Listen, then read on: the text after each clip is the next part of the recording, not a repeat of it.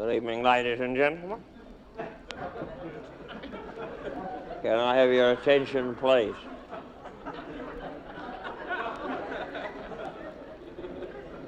Before we drag up the curtain tonight on this evening's superlative entertainment, ladies and gentlemen, may I have your attention, please?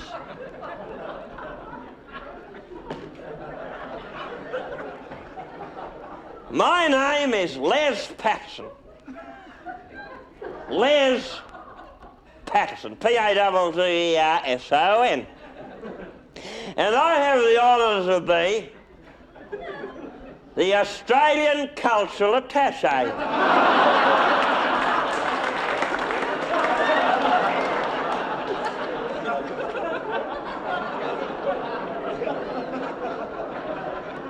To the Court of St. James.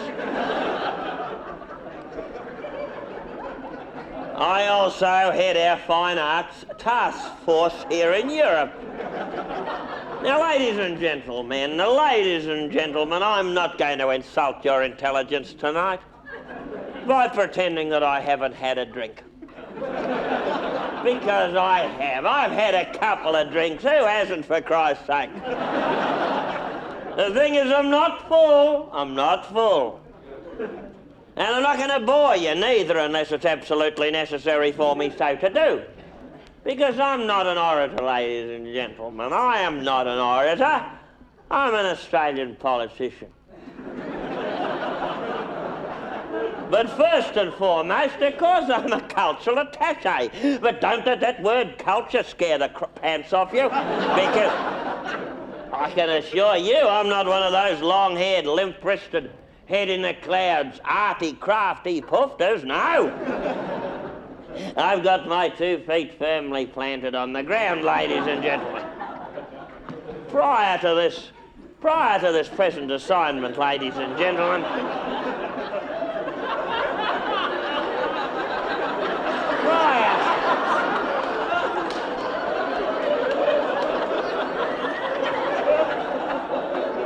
prior to this present assignment, can I have your attention, please, ladies and gentlemen? Prior to this present assignment in your delightful metropolitan area of London, I held a very important position back in Australia.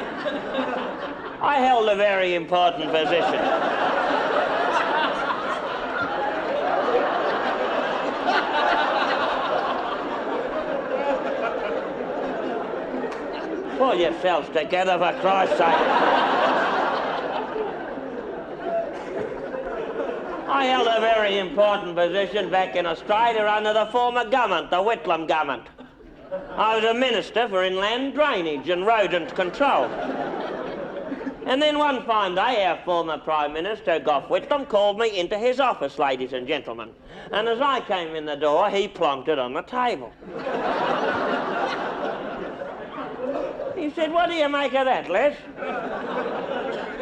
Oh, I said, "That's a big one, Gough." He said, "Do you reckon you can handle it?" Oh, I said, "I don't think I can come to grips with that one." He said, "Don't be a stupid bastard." He's got a sense of humour. He said to me, "All you've got to do, Les, is go over to England, go over to London to be Australia's cultural attache." He said, "There's nothing in it." He said, "We'll give you a lovely office in Australia House in Strand Street with a 20 cubic foot fridge." And he said to me, "Les, you can pick up your expenses from the Arab in the other office." But he said to me, "Whatever you do," he says to me, "whatever you do, Les, don't piss it all up against the wall like you done with the Darwin money." Anyway, ladies and gentlemen, for the last 12 months I've been kicking around London in my capacity as Australia's cultural attache, upholding, of course, our image wherever possible. Naturally, a lot of entertaining involved, buying drinks for the press up and down the length and breadth of Fleet Street, chatting up the media and brown-nosing my way into the colour supplements. And I'll tell you this, there isn't a single pommy journalist's eyes who don't light up every time old Les's hand goes into his pocket, ladies and gentlemen. Because Because, ladies and gentlemen, because I'd had a whopper thrown into my lap. I'd had a real big one chucked at me. Now, ladies and gentlemen, I'm not full. In my capacity as a cultural attache, naturally I wanted to put on some kind of a show, exhibition or stage flesh and blood show or something in London to give you a rough idea of our cultural leadership in all fields. And I thought at first of putting on an abo show. An abo show. I thought we could sober up a few abos, get them up on stage to do a corroboree. But you know, this town is chock-a-block with abo entertainment. Chock-a-block. You got the Yippee Tomby, the KwaZulu, the Black Theatre of Brixton, the Black Mikado, some show called the Browning version. So in the end, we decided to hitch us with a simple little unassuming type of a show such as you're obviously enjoying tonight. But you know, being, as I say, a cultural attache, I like to keep a pretty low profile. As low as is humanly possible, anyway. And in my job, I run across a lot of expatriate Australians. A lot of expats, the long-haired, limp-wristed variety, generally speaking, who make a quid out of knocking their homeland, ladies and gentlemen. That's the type that gives me the toms. That type of Australian is lower than the basic wage, ladies and gentlemen. That type of Australian is as low as a snake's armpits. If I run into anyone knocking our international reputation for refinement, I'll kick his teeth so far down his throat he'll have to stick his toothbrush up his freckle to clean them. Because I'm here to tell you, we've got culture in Australia, ladies and gentlemen. We've got culture up to our arseholes. Oh, I'm sorry, ladies. Oh, I beg yours, I'm a bit full. I'm sorry, I'm as full as a bull's bum. I'll sit down. I'm as full as a Catholic school. And without any further ado, ladies and gentlemen, to show your appreciation of Iris Mason, I'd like you all to give her the clap.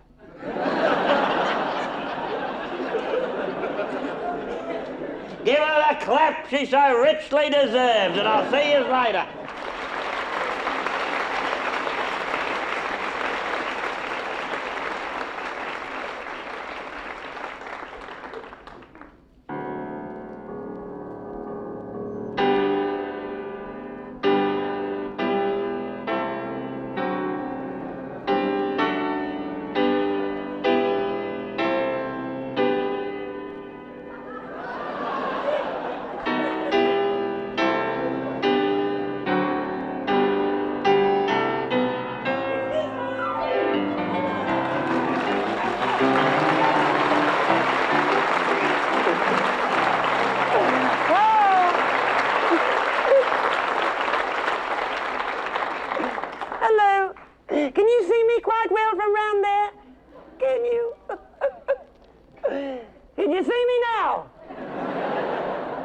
It's a pity, dears, because all the rest of the show happens in here.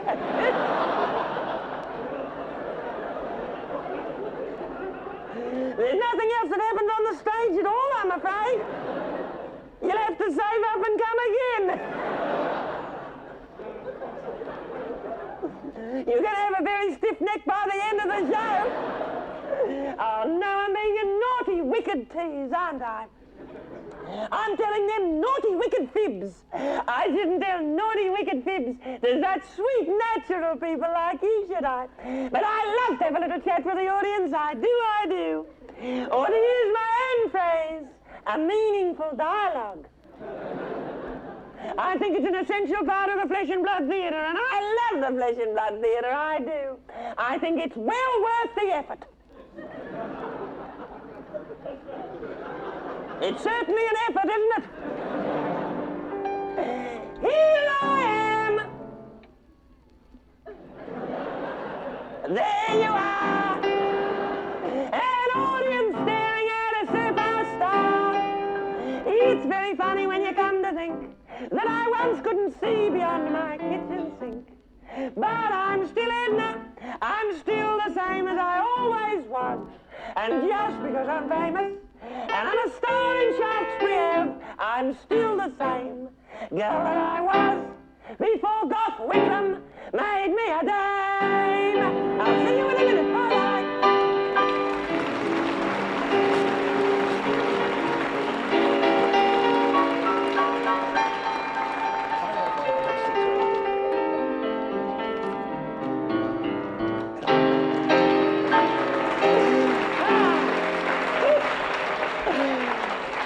That was a quick change, wasn't it?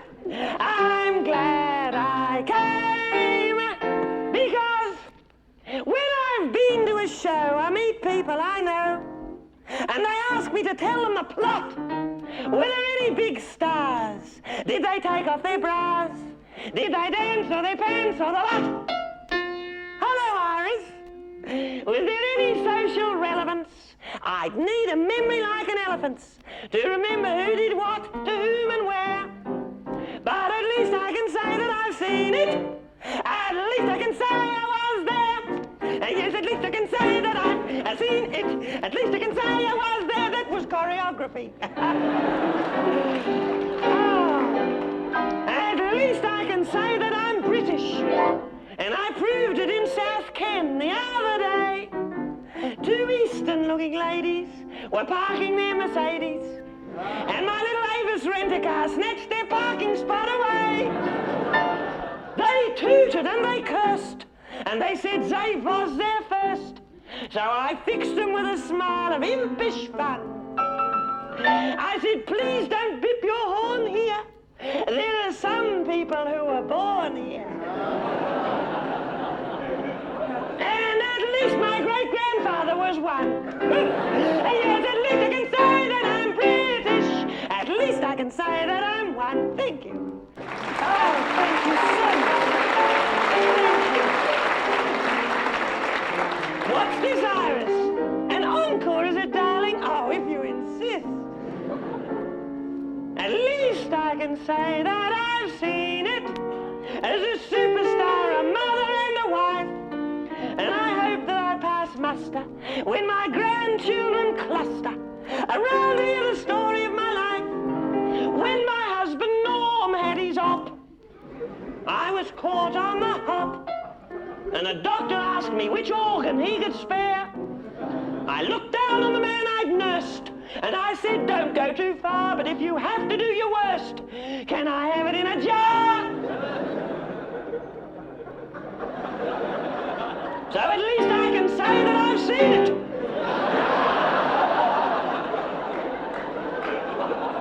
At least I can say it was there.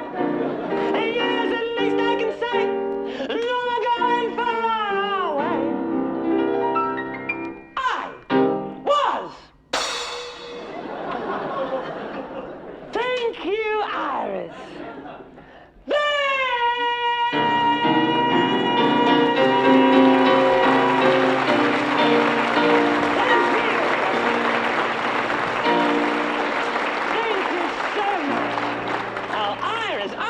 Gorgeous for a Thursday. Are you all right, darling? Oh, you're as... What is there? Behind. Oh, aren't they exquisite, Iris? These gorgeous Gladys. I could fiddle with Gladys all night. I'm in agony right in here. I'm in agony. The ball jammed on my roll-on deodorant. Oh, stab, wrench, twist. You know the feeling, ladies? Just as well I stopped at the armpit, just as well. Oh. I could have done myself a grievous mischief, couldn't I? Horrible internal bruising.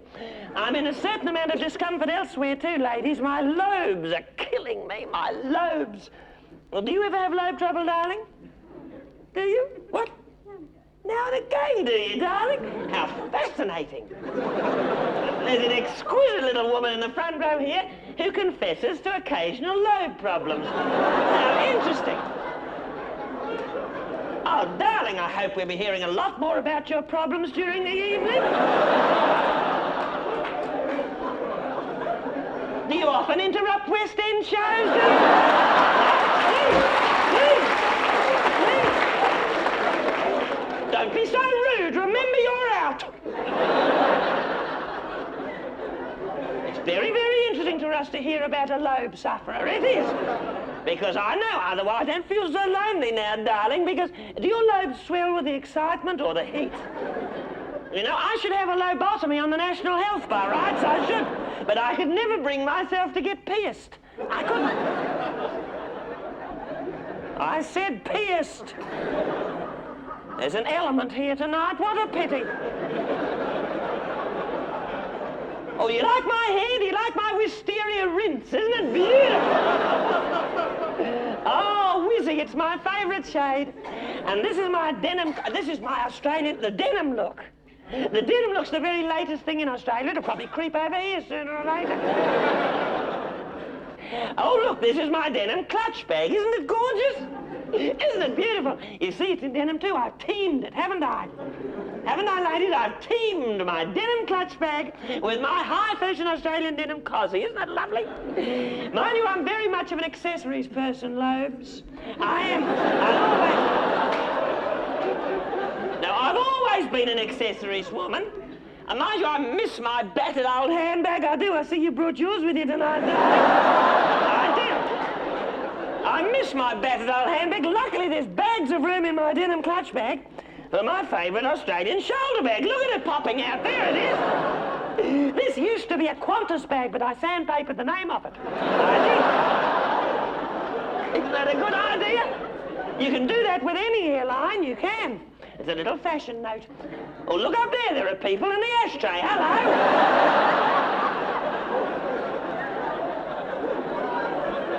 Oh, look. We get a more refined type of person in the ashtrays here. Generally speaking, we do. And look, there are people on the mantelpiece. Hello, darling. Oh, and look up there. There are people on the picture rail, too. Oh, and all the way up there, clinging on, we have a poorer type of a person. Now, I only mean economically, otherwise they're almost as good as we are up there. Darlings, when you clap, only clap with one hand, cling on with the other, won't you? We don't want the theatre filled with plummeting paupers, we don't. Oh. Wouldn't that be awful, Ashtray? That'd be horrible, wouldn't it, Lobes?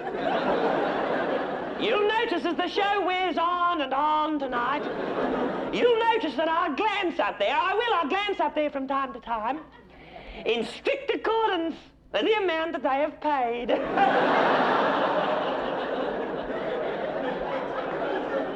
Goodbye! No. Good Lord, there are people in the... look, roll the way up there. They're not people, they're gargoyles, aren't they? Hello, darling. Anyway, I'm going to sit down and take the weight off my espadrilles. I am. I'm becoming a terrible old tease, aren't I, Lobes? Oh, dear. You know, I was thinking today I don't count my blessings enough. I don't. There's no two ways about that. Because I have lovely trips and travelling around, being a new superstar that I am. And I love travelling because I love London. I love London. I could gobble it all up. I really could. But I notice little things, little differences, the types of people, for example, that you see in this neighbourhood. Would you have noticed them as you came to the theatre tonight, the people around Soho? Well, the word cosmopolitan is too polite a word to describe it. Every creed, every colour, every shape, every size. It makes me wonder, really, if any little English people have managed to creep in here at all tonight. Have we any English people in the audience at all? Don't be shy. There's always one. There is. Their Australian friends usually point at them, as a matter of fact. Are you from England? Are you a little... You, darling? Hello. What's your first name? David. Hello, David? Oh. We found a little English person down here! David! Oh, David! How do you spell your name, David? How? D?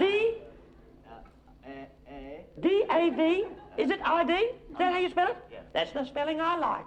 That is. That's the nice spelling. Oh, how wise of you to spell it that way, David.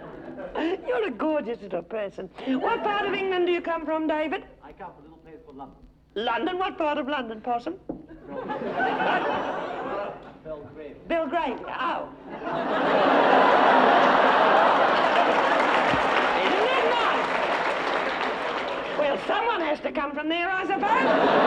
It's very, very nice, darling. Will you be going back there? Will you, darling? Maybe. All being well, David. Oh, what a delightful type of person we get here. Don't we? We really do. Oh, David, David. I think I'll weave you into the show tonight, David. I think I will. I'm becoming very attached to David Ashtray. I'm getting a beautiful vibration from David. I'm a bit psychic, Lobes. I'm psychic. I'm psychic. I can even read the Tetley tea bags, and they can be tricky.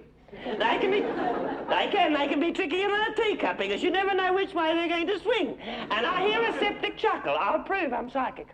I will prove I am psychic. What star are you? What star? What? Virgo. I knew it. Virgo, I knew that. Isn't that uncanny? You are on the cusp of Uranus, darling. Did you know that?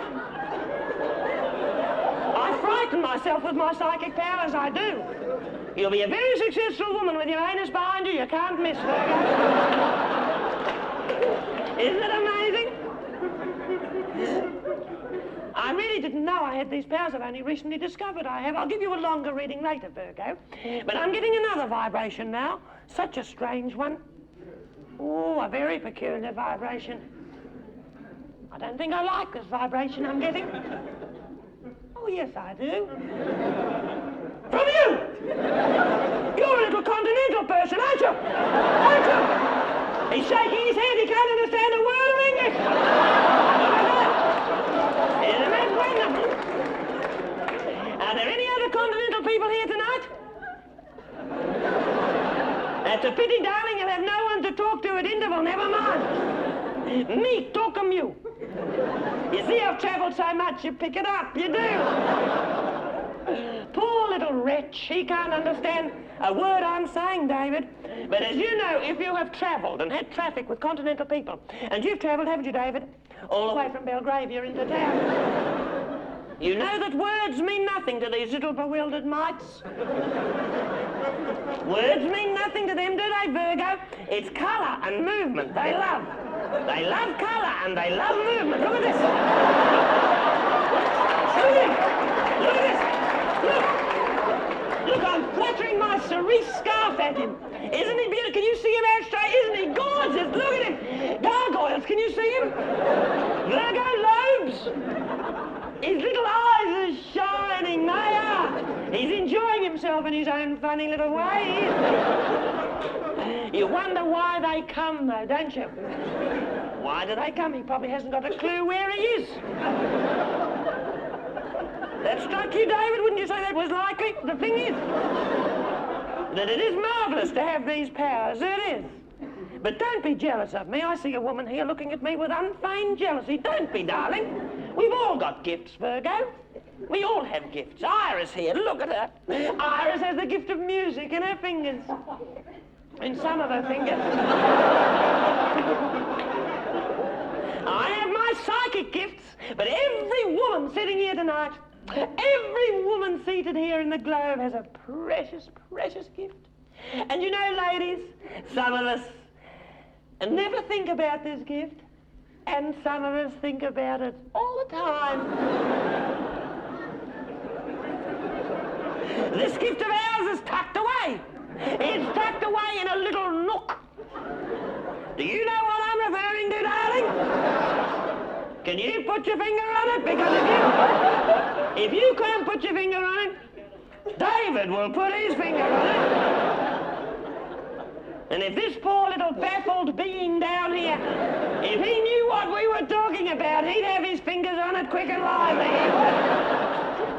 Yes, you guessed it, ladies. I refer to the precious gift of motherhood tucked in a nook of our hearts. And what a beautiful thing it is, and what a lucky woman I am. And you know I've got a beautiful family and a link with England, which is gorgeous because my son Brucey is settled here. Did you know that?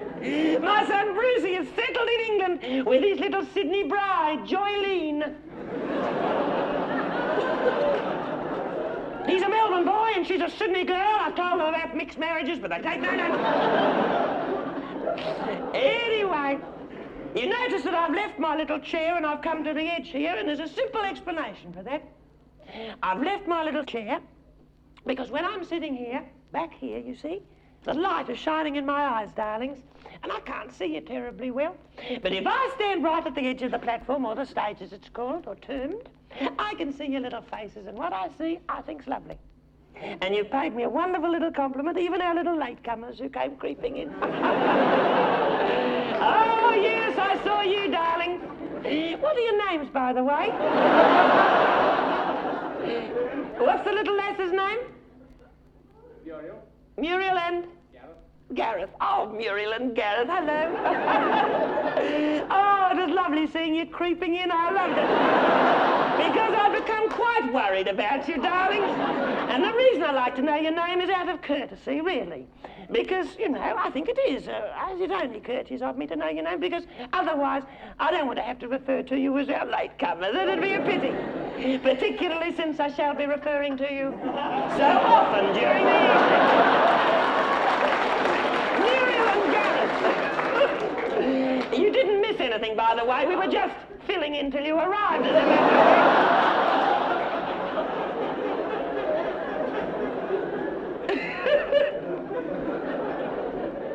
David thinks we've moved away from him.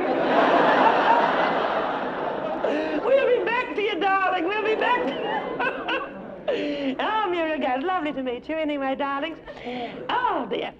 Anyway, I've come to the edge of the stage and I see these little faces, and it's beautiful. It's a compliment. It really is to me, and I appreciate it, I assure you. I've got a lot of time. Do you know there's a lot of young people, Ashtray? A high number of young people here? Isn't it lovely? I've got a lot of time for the young. And, you know, don't be in awe of me. Please don't. I see some of you a little bit intimidated, a tiny bit nervous. There was even a note of tension in little David's voice. But don't be, please, darlings. I want you to relax. I'm an ordinary person just because I'm a superstar. Please. You look at me, I know. You look at me and you see a glittering sophisticate. But underneath, I'm an intensely shy person, Muriel and Gareth. I'm an intensely shy and vulnerable woman. My husband has never seen me naked. Nor has he expressed the least desire. And you know, I think that's one of the things that cemented our marriage together. In fact, I'm pretty sure of it.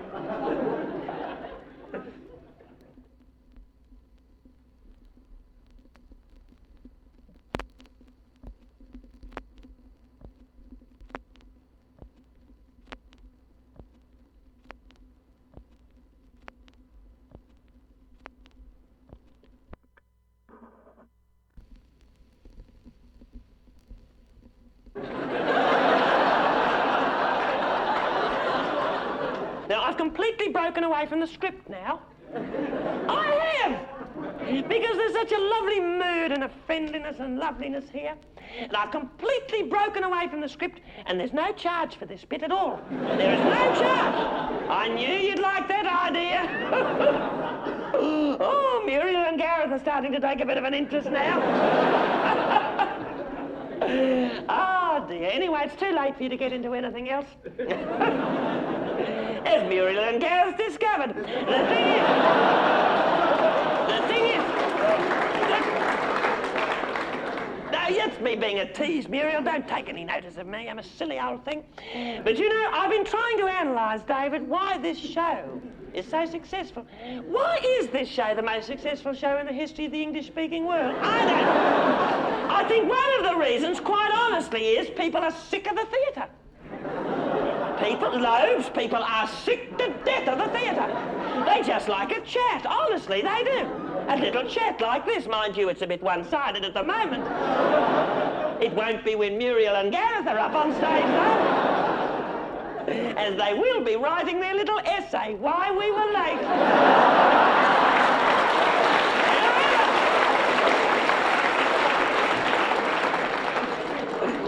You know, I'm grateful because it's been a marvellous, it's so extraordinary.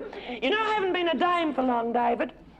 I haven't been a dame for very long, and you know, sometimes I wake up, I find in this weather, this heat wave we've got, I'm sleeping very lightly. Do you notice that? I notice a lot of people here are sleeping very lightly. It is.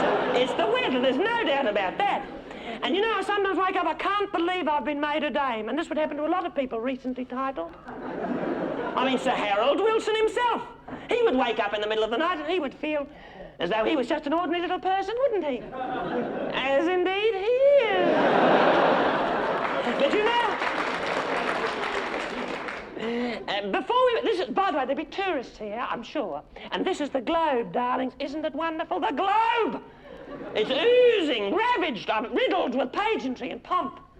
The history here, little Shakespeare himself used to jump around up on the stage, dressed up as a woman most of the time. Not that that proves a thing these days. The thing is, I've got a lot of time for Shakespeare, Gareth, a lot of time. I love his shows. To be or not to be, lend me your ear, paint your wagon, love them all. The thing is, that before we came up to the Globe to accommodate the extra crowds, and the little latecomers like Muriel and Gareth, we were down the road at the Apollo. Do you know that theatre, Muriel? It's delicious, gorgeous, really. And we were down the road there, and right next door to the Apollo is another little theatre where Dame Joan, little Lawrence Oliver's gorgeous little wife, was doing her show, as indeed she still is struggling on with it. Anyway, she was right next door, and her dressing room, Lobes, was just, more or less, they told me, the stage boys told me this, little Dame Joan's dressing room was just through the wall, just through that archway on the other side. And they tell me, this is gorgeous, Ashtray, they tell me little Dame Joan used to listen through the wall with her toothbrush mug. She did, just to hear what a real audience sounded like, isn't that? And you know, honestly, isn't that a gorgeous story, Dave? And the thing is, that in gratitude to the West End for sharing this wonderful, you know, the marvellous things that have happened to me, it's unbelievable. I gave a little party. I had Dame Joan and I had Peggy Ashcroft, who's in a wonderful state of preservation. And I also invited Margot Fontaine, who is a marvel. I mean, pushing that wheelchair and dancing at the same time. And they were all sitting there. And, you know, it was like a hen's party, to be perfectly frank, Muriel. And they were all sitting there, and I made a little pavlova, which is an Australian cake for them. And we were having sponge fingers and cups of tea. It was, gorgeous. And I looked at them. I looked at Dame Joan, and I looked at Dame Peggy, David, and I looked at Dame Margot, and I felt jealous of those women, jealous. I thought, if only I was an ordinary star like you and not a superstar. Because, you know, these women, they can go down the street in their old molting feathered mules, their stained chenille brunch coats, with their hair in curlers and the torn Hermes scarf thrown over their heads, ciggies in their faces. No one looks at them twice, but me, I've got to be dressed up in my best. Because wherever I go, whether it's Fenwick Sale or whatever I do, walking through London, I've little people, young people, plucking at my clothes, David, saying, can you help me, Dame Edna? Or could you give us some advice? We're thinking of this, or we're not thinking, or something of that kind. And little intimate things, and I help where I can, because I think it's my responsibility. I'm sorry, I think it is. I think that if you are elevated to the position of being a superstar, you owe it to people. I'm sorry, that's how I think, Gareth. I beg your pardon, but that is my way of thinking on that, darling. Where the dickens was I, Iris? Oh, young people. I love the young. I love them. Oh, it's beautiful to see you here, youngsters. It's not fashionable to say nice things about young people, but I do, because I think the young people of today are sweeter, if anything, to the older folk than we were in our day and age. I really mean that. And I see instances of it everywhere I look. I see little gestures of kindness. There's a woman sitting back there with glasses on. You're turning around and looking. You've just taken your glasses off. Hello, darling. Oh, I can see you in the... What's your name? Mary. Hello, Mary? Mary, what a pretty name. Can you see Mary in the shadows there, Ashtray? Can you? Isn't she lovely? She's a credit to the younger generation, I think. And she's wearing glasses. Are they Optical, darling, or are they just worn for their lovely appearance? Like? And they're optical, are they, darling? Oh, what a gorgeous little creature you are. Did you go to the hairdresser this morning, Mary? No. Didn't think so.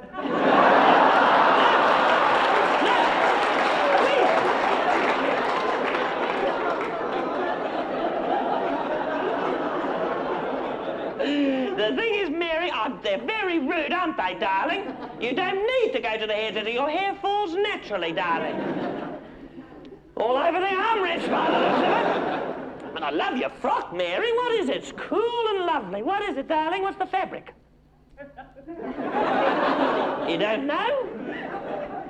That's very odd, Mary. Is it a cotton or a silk? Or a crimpoline, is it? I love crimpoline. Imagine what a wonderful person Dr. Crimp must have been. Or whoever it was, some German probably invented crimpoline. Why are you taking your glasses off and putting them on? Darling Mary, your frock is beautiful, though. Is it soft to the touch? You must pop down and touch her at intervals. It's a lovely dress anyway. It's blue, isn't it? It's obviously an old favourite anyway, Mary. No, please. Would you watch your manners? There's a woman here. Little Mary, she's come to the theatre tonight and she's gone to a bit of trouble. Not a lot of trouble, but a bit of trouble. What part of London are you from, Mary? Not. You're not? Where are you from, dear? Kent. Kent? Oh, how beautiful. The Garden of England, Mary. What part of Kent? Ashford. Ashford. Ashford. I don't know Ashford. But I believe it's gorgeous, Mary. By the way, aren't I rude? Excuse me. Muriel, I didn't catch where you were from, darling. Where are you from? London, are you? And what about little Gareth? London too? What a coincidence! Isn't that funny? Isn't that extraordinary? Both from London and both late. Never mind. May I introduce you, Gareth and Muriel? This is little Mary, and she's from Ashford in Kent. And she managed to get here on time. Anyway, no, please.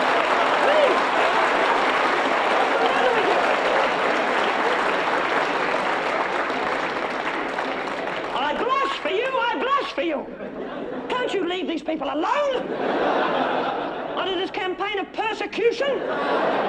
Your manners have just flown out the window. Anyway, Mary, you're a marvellous little person, and I'm getting a lovely psychic vibration from you. Do many people call you brave, Mary? Do they? They don't. They will hereafter, Mary.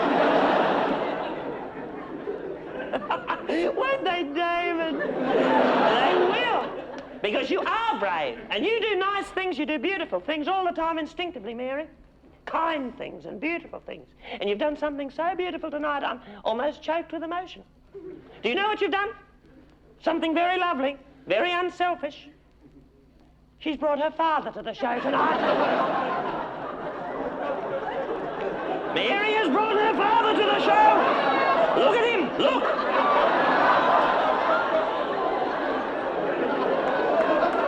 Can you see him?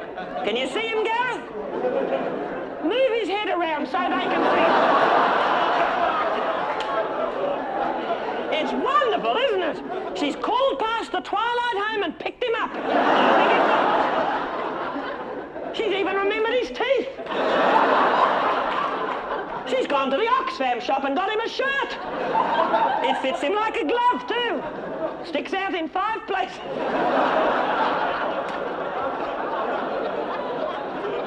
I just thought of that then, I did. Anyway, it's beautiful, Mary. And you know, can you see that senior citizen where you're sitting? Can you? Can you see him? See, he's smiling. He's smiling in a mindless kind of a way. And the reason for that is he is full of drugs. He's chock-a-block with drugs, David. They'd never have let you sign him out of the home, would they, Mary? Mary is vigorously agreeing with me. They'd never have let you sign him out, would they, darling, if they hadn't pumped him full of drugs? This senior citizen is practically a junkie. The funny thing is he's understanding less of this show than this little creature down there. It doesn't matter, does it? Because this is a change for him, isn't it, Mary? It's an outing. It's a change from the world of rubber sheets. It is. Of rubber sheets and cold steel potties. Mind you, in this weather, a cold steel potty wouldn't be too bad. Would it? Now I come to think it'd be rather nice. If I find one, I'll give you a turn at interval. I will. But it's lovely to see him. I was talking about vanity units, Mary, wasn't I, darling? And the senior citizen, of course, wouldn't know what I meant by a vanity unit. A vanity, because they don't have them in the Twilight Home. They hose them down or they roll them in sawdust. I know that. I know that because they're the instructions I pinned on my mother. The thing is... A vanity unit is a wash basin with a little shelf on it for cutting sandwiches. And I don't know how we ever managed without a vanity unit. You can clean your teeth and cut the kiddies' lunches at the same time. Mind, you've got to keep the teeth on one side and the sambies on the other, or you end up with a crunchy lunch, don't you? Oh, I'm getting completely stupid, Gareth. I'm sorry. Where was Iris? Joylene's bathroom. Did you notice it? You would if you were in there such a long time, Iris. Anyway, Bruce and Joylene's bathroom is beautiful in Ruislip. They've got silver wallpaper in the toilet, David, and crouching on the toilet is a funny thing that gives off an odour. And I don't mean Joylene, Mary, no. Though I could be referring to my daughter-in-law because she's a grubby little minx. My daughter-in-law is a grubby little minx. Virgo, I'm ashamed of myself for speaking of her like that. It breaks my heart to speak of my daughter-in-law in a manner like that in mixed company. Some of you total strangers, but I'm sorry, I have to tell the truth. That's the fact of the matter, David. I went up there today, I had a look in her bathroom, and I'm afraid these eyes don't miss much, darling. And I saw with my very eyes the conditions in which my son was forced to live, and I'm sorry, I'm nearly broken-hearted. Because when I was in my daughter-in-law's bathroom today, I did something that I have never done in a bathroom ever before. I had a peep in something intimate. Now, a peculiar sort of a silence has fallen over the audience. A little hush, as much as to say, oh, heavens above. Don't say that woman up on stage is going to discuss in intimate detail a subject as tasteless as that. Your fears are well-founded. Because I can't bottle it up, frankly. It's bad and unhealthy to bottle things up unless you're a senior citizen, and then you have often no choice but to bottle things up. The thing is that I'm going to tell you what I saw. I have to, darlings. And when I do, a ripple of revulsion is going to pass through this audience. No two ways about that. People are going to rush from this theatre with Kleenexes clutched to their mouths. Some fumbling with their apparel. And that of others. Because this is a top topic, David. It is so tasteless, Gareth and Muriel. It is so tasteless, Mary, this subject. It's never been mentioned in the history of the theatre. Now, I'm a bit telepathic, and I'm getting a message now from every woman in this audience. And the message is the same. Don't, Edna. That's the message. Don't. We know what you saw in your daughter-in-law's ensuite bathroom in Ruislip. We've got a rough idea what you saw. We're women. We've lived. Good heavens. We've got a rough idea what intimate and horrible thing you stumbled across. You don't have to spoil yourself, Edna. Good heavens, we're ladies here. We're grown-ups. We brought children into the world, and we've tried not to bring children into the world. Don't spoil yourself. Don't be unnecessary. Don't be uncalled for, you're saying to me. Don't be uncalled for. This is a family show, a family show. We brought children to this show. We brought young people to this show. We brought geriatrics to this show. And yet I must tell you, and I'm going to tell you what I saw almost immediately, practically now. I had a long, loathing and lingering look in Joylene's Gillette Lady Shaver. It was chock-a-block. Chock-a-block. Chock-a-block with every colour of the rainbow. My daughter-in-law hadn't given her razor a decent blow since I don't know when. And do you know what made me look at my daughter-in-law's razor, Mary? Love. Love made me look in her razor. That sounds like the title of a song, doesn't it? Well, not much of a song. Love for my son, because I don't want my son getting a fungus, David. I'm sorry. I don't want my son getting a fungus. Is something wrong with that? No. There'd be something pretty wrong, though, Muriel, wouldn't there, with a woman who wished a fungus on her son? What kind of a woman would that be, Mary? A monster. What a troubled, what a sick soul she would be. Such a woman would not find her way into this show. Next door, down the road, yes, but not here. Anyway, I was naturally interested to see what soap, if any, my daughter-in-law had provided for my son. Because I've told you about it, haven't I, David? And it mustn't go any further, darling. What I said about Joylene, no further, sweetheart. Well, as far as Joylene, but no further. Anyway, I saw a soap in their bathroom today that I've never seen. Now, you'll laugh at me when you hear this. It was green, and it was round, and it was huge. There's nothing funny about that. There's nothing funny about that. You'd laugh at anything, wouldn't you? Thank goodness. Anyway, the thing is that it was round and it was green. But, wait till you hear this, it had a rope attached onto it. I knew you'd sneer at me. Please believe me, I swear it's true. It had a rope fixed onto it. Mary, believe me, woman. This rope.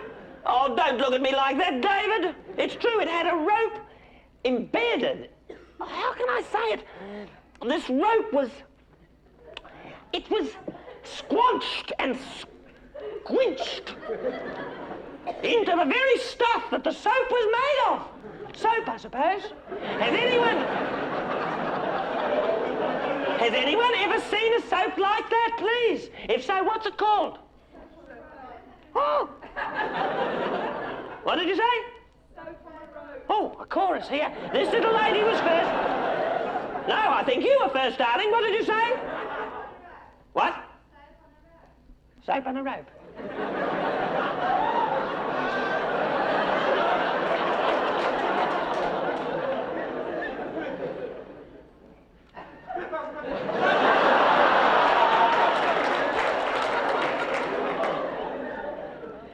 What's your name, darling? Please. What is your name, darling? Patricia. Oh, Patricia. What university do you go to, darling? Don't be so rude. Oh, you may sneer at Patricia, and you copied her down here. You heard what she said and copied her. It's well named, though, isn't it, Patricia? Isn't it? Because that's more or less what it is, isn't it, darling? It is soap, and it's on a rope. But why the rope? Why the rope? I suppose if you sit on it by mistake, you can always get it back. I suppose so. No.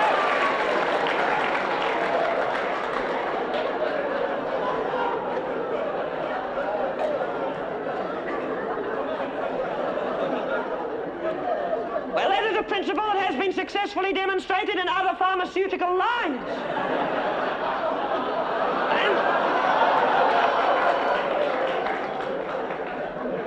It's the retrievable idea, isn't it? And they've got blue colouring in their toilets. Blue colouring in the cistern. Ever struck that? What's that called? Patricia? Do you know what that's called, Pat? What, darling?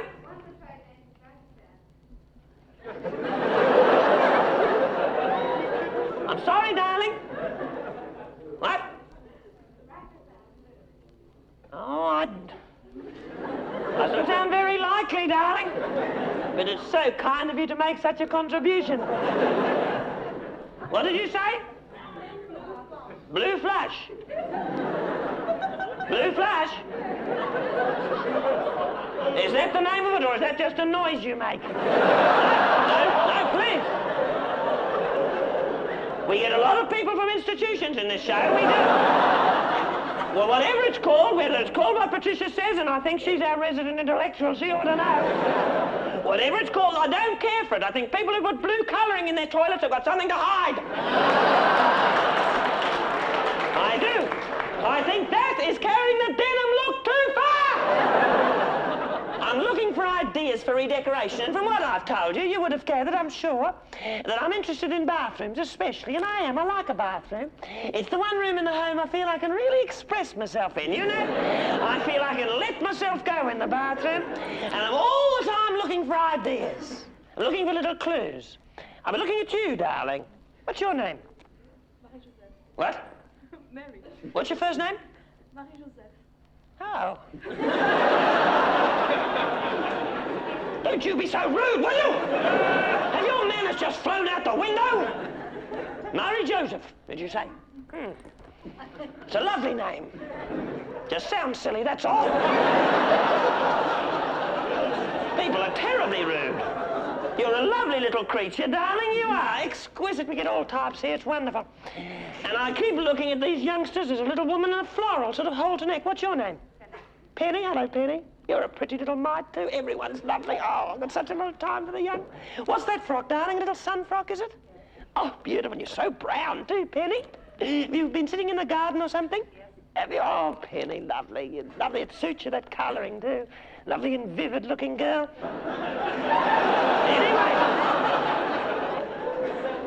Anyway, Penny, darling, I'm looking for ideas for redecorating. For my bathroom, what colour's yours?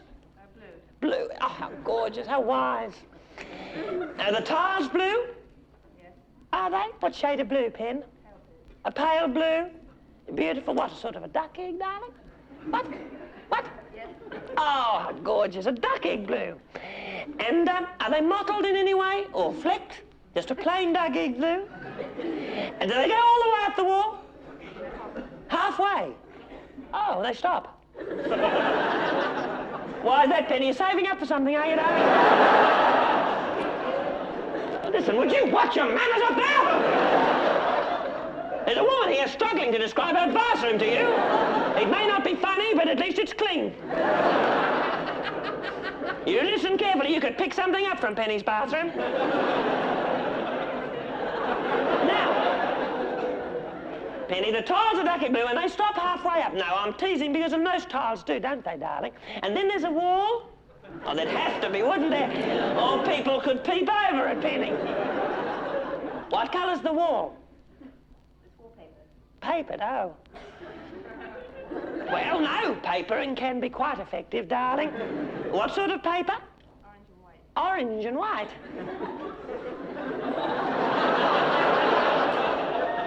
Orange and white. What sort of a pattern, dear? Flowers. Flowers? Lovely. Is it an orange background? And little white flowers on it. What sort of flowers? Darling? Different sorts. What different sorts? You can't remember?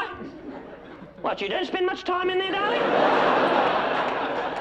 That's very ill-advised in this weather, darling. You should be studying those flowers for hours every day.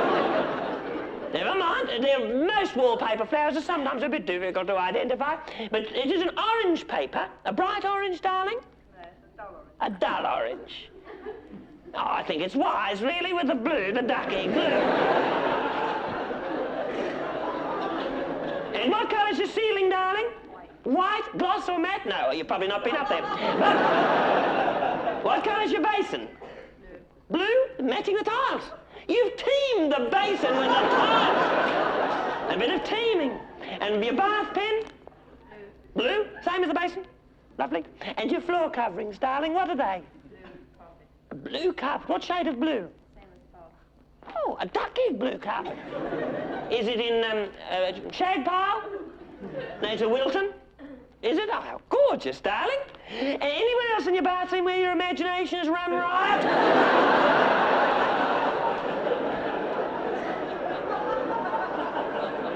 Anything else? Nothing you want to tell us? What colour's your plug? Black! A black plug, a feature plug. Has it got a chain on it, Penny? Is the chain broken? You're very lucky. Nothing worse than a broken plug. A broken chain on your plug. You fill the bath up a bit too full and you have to let a bit out. You nearly get your wrist sucked off, I can tell you that. The thing is, I hope it's obvious why I've been talking to you in this way. I would have thought it was. I hope so, Penny. I've been chatting to you like this for the simple reason I think you're absolutely gorgeous. I do. I think think you're so gorgeous, I'm going to invite each and every one of you next time I have a Tupperware party.